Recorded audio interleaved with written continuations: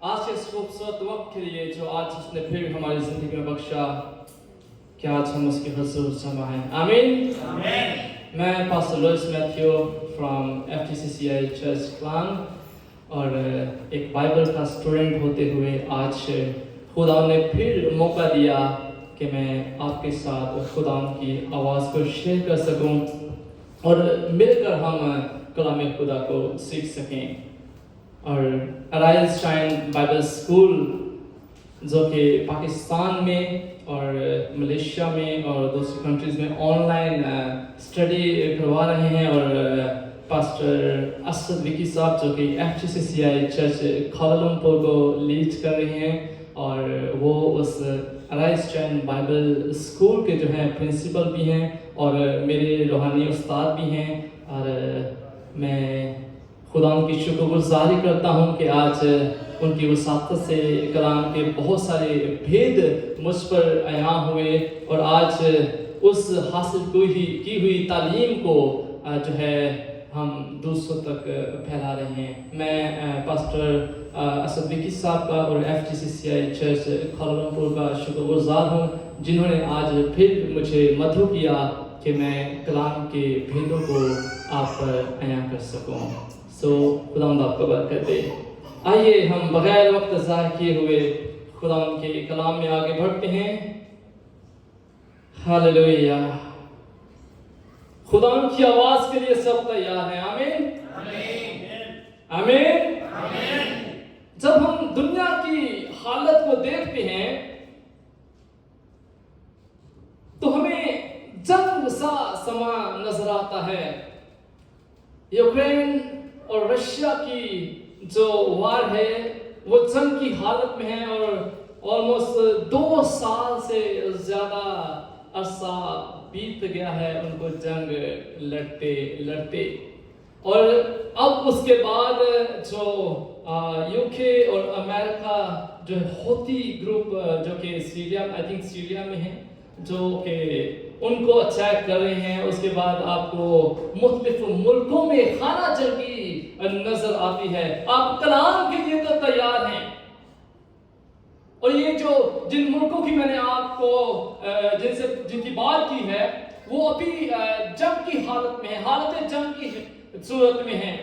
तो क्या आप जो कलाम के लिए तैयार हैं, क्या आप जंग की हालत में हैं? कौन कौन जंग की हालत में है?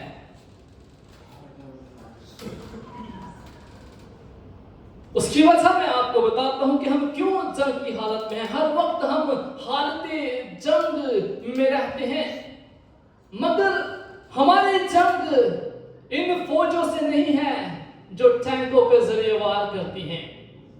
हमारी जंग उन फौजों से, उन लोगों से नहीं है जो गोलियों और मशीन गन्स और बम्स और सुसाइड अटैक्स से हमले करते हैं।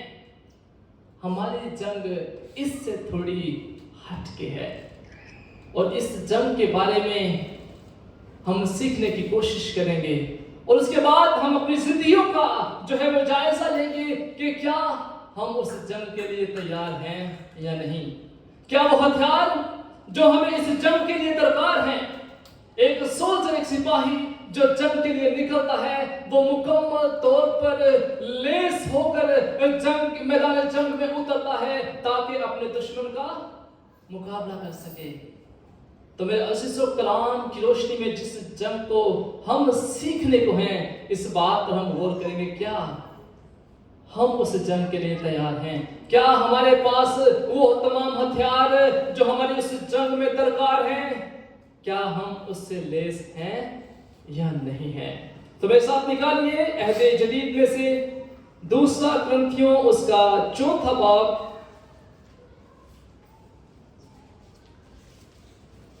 हालेलुया।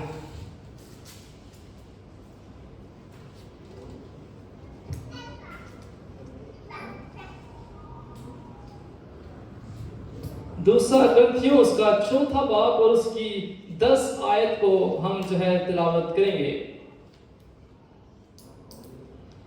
हम हर वक्त अपने बदन में यीशु की मौत लिए फिरते हैं ताकि यीशु की जिंदगी भी हमारे बदन में जाहिर हो, क्योंकि हम जीते जी यीशु की खातिर हमेशा मौत के हवाला किए जाते हैं, ताकि यीशु की जिंदगी भी हमारे फानी जिस्म में जाहिर हो। आमीन। और इसके साथ दूसरा हवाला जो कि हमारा मरकजी हवाला है, और जिसको पढ़ने के बाद हम इस बात को रियलाइज करेंगे कि क्या हम मुकम्मल तौर पर उस जंग के लिए तैयार हैं, क्या उस दुश्मन के खिलाफ हम मुकम्मल तौर पर उसका मुकाबला करने के लिए तैयार हैं या नहीं। मेरे अजीजों, वो हथियार जो कलाम हमें मुहैया करता है और वो हथियार जो हमें कलाम देना चाहता है, क्या हम उसके लिए तैयार हैं या नहीं। एक एक हथियार का आज हम मुआज़ना करेंगे, उसका तायन करेंगे कि उसका मतलब क्या है और वो हमारी जिंदगी में किस कदर अहमियत रखते हैं। इफ्सियों 6 बाब और उसकी 10 आयत से हम तिलावत करेंगे। गज़ खुदावंद ने और उसकी कुदरत के जोर में मजबूत बनो, खुदा के सब हथियार बांध लो। किसके हथियार बांध लो? खुदा के सब हथियार बांध लो, ताकि तुम इब्लीस के मंसूबों के मुकाबला में कायम रह सको, क्योंकि हमें खून और गोश्त से कुश्ती नहीं करना है। किससे कुश्ती नहीं करना है? गोश्त और खून से नहीं। Russia, America, Pakistan, Afghanistan, Syria और हमारे जो इंसानी जिस्म रखने वाले जो दुश्मन हैं, उनसे हमारी कुश्ती नहीं है, बल्कि हुकूमत वालों और इख्तियार वालों और इस दुनिया की तारीकी के हाकिमों और शरारत की उन रूहानी फौजों से जो आसमानी मकामों में है। इस वास्ते तुम खुदा के सब हथियार बांध लो। किसके हथियार बांध लो? किसके? क्या खुदा के हथियार हमें पिस्टल मुहैया करते हैं? क्या खुदा के हथियार हमें टैंक मुहैया करते हैं? क्या खुदा के हथियार हमें बम मुहैया करते हैं? प्रेज़ गॉड, आप तो सब जानते हैं। खुदा आपको बरकत दे। आगे लिखा है, खुदा के सब हथियार बांध लो ताकि बुरे दिन में मुकाबला कर सको। कब मुकाबला कर सको? बुरे दिन में मुकाबला कर सको और सब कामों को अंजाम देकर कायम रह सको। आगे जिन हथियारों के बारे में कलाम हमें जो है बताता है कि कौन से हथियारों से हमने लैस होना है। पहली बात, बस सच्चाई से अपनी कमर कस कर। किस तरह? सच्चाई से अपनी कमर कस कर और रास्तबाजी का पख्तर लगाकर और पांव में सुलह की खुशखबरी की तैयारी के जूते पहनकर और उन सब के साथ ईमान की सिपर लगाकर कायम रहो, जिससे तुम उस शरीर के सब जलते हुए तीरों को बुझा सकोगे और नजात का खोद और रूह की तलवार जो खुदा का कलाम है ले लो। क्या ले लो? खुदा का कलाम। और हर वक्त और हर तरह से रूह में दुआ और मिन्नत करते रहो और इस गर्ज से चाहते रहो कि सब मुकद्दसों के वास्ते बिला नागा दुआ किया करो। मेरे अजीजों, ये वो रूह के हथियार हैं जो खुदा का कलाम हमें मुहैया करता है। एक एक हथियार हमारी जिंदगी में बहुत जरूरी है। सबसे पहले सच्चाई से अपने कमर कस के। सच्चाई, खुदा के कलाम से आपको सच्चाई मिलती है। खुदा को सच्चा कलाम जो आपके अंदर मौजूद है। इब्लीस आपके इर्द गिर्द ऐसे माहौल क्रिएट करता है, ऐसी वबाएं क्रिएट करता है, ऐसी आवाजें पैदा करता है। आप यहां से सुनेंगे, आप दाएं बाएं हर तरफ से सुनेंगे, फिर आपके ख्याल में आएगा यार हो सकता है वो भाई सही कह रहा है, यार फलां पास्टर ने उस पास्टर के बारे में ये बेहुदा अल्फाज इस्तेमाल किए हैं, ये हम बगैर तस्दीक किए हुए हम एक इंसान की बात को अहमियत देकर उस पास्टर से किनारा कशी कर लेंगे। इब्लीस जो कि इस बात को, इस मौका को ढूंढता है, आपके हर एक हिस्से को जो है इब्लीस इस्तेमाल करने की कोशिश करता है। जब आपके अंदर सच्चाई नहीं होगी तो मेरे अजीजों झूठ आपकी जिंदगी में आना शुरू हो जाएगा, और वो झूठ किसी ईमानदार के वजह से आपकी जिंदगी में नहीं आएगा। वो झूठ इब्लीस जो शरीर है उसकी वजह से आपकी जिंदगी में आएगा। वो शरीर जिसे झूठों का बाप कहा गया है, किसे कहा गया है? शरीर को झूठों का बाप कहा गया है। जब आपके अंदर सच्चाई नहीं होगी, जब आपके अंदर आप सच्चाई में कायम नहीं रहोगे, तो फिर क्या होगा? इब्लीस को मौका मिलेगा कि आपके अंदर ऐसी झूठी बातें जो है गढ़ना शुरू करे कि आप सच्चाई से हट जाएं। और इब्लीस के बारे में जानना, जो कि है ही मक्कार, जो कि हर वक्त मौके की तलाश में लगा रहता है, वो ढूंढता फिरता है कि किसको फाड़ खाए, और हम उसी वक्त उससे बच सकते हैं जब हम खुदा के उन हथियारों से लैस होंगे जिनसे वो हमें लैस करना चाहता है, जिनसे वो हमें प्रोटेक्ट करना चाहता है।